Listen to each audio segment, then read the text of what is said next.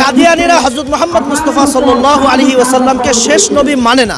আপনারা বাংলাদেশের নাগরিক থাকতে পারেন কিন্তু মুসলমান দাবি করতে পারেন না। এটা স্বীকার করতে হবে যে আপনারা মুসলমান না।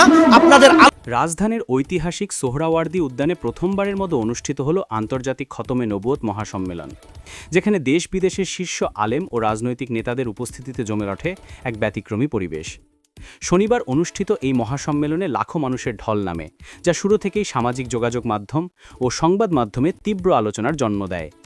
সম্মেলনের মূল মঞ্চে জামায়াতে ইসলামী বাংলাদেশের সহকারী সেক্রেটারি জেনারেল রফিকুল ইসলাম খান ঘোষণা দেন, রাষ্ট্র ক্ষমতায় গেলে কাদিয়ানীদের অমুসলিম ঘোষণা করা হবে। তিনি দাবি করেন, রাসূল সাল্লাল্লাহু আলাইহি ওয়াসাল্লামের শেষ নবী হওয়া মুসলিম উম্মার সর্বসম্মত বিশ্বাস এবং এ বিষয়ে বিশ্ব মুসলিমের মধ্যে কোনো মতবিরোধ নেই। সমাবেশে তিনি আরও বলেন, বাংলাদেশের জনগণ যদি আমাদের নির্বাচিত করে তাহলে কাদিয়ানীদের অমুসলিম ঘোষণা করা হবে ইনশাআল্লাহ।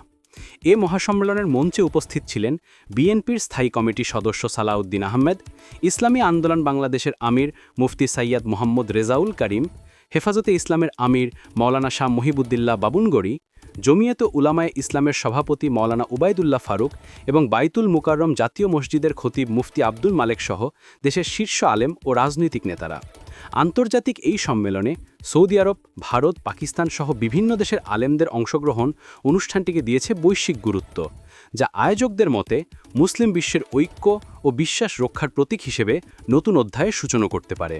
আয়োজকরা জানান, আগে খতমে নবুয়ত নিয়ে ছোটখাটো আয়োজন হলেও এবারই প্রথম বাংলাদেশে আন্তর্জাতিক পরিসরে এ ধরনের মহাসম্মেলন অনুষ্ঠিত হলো।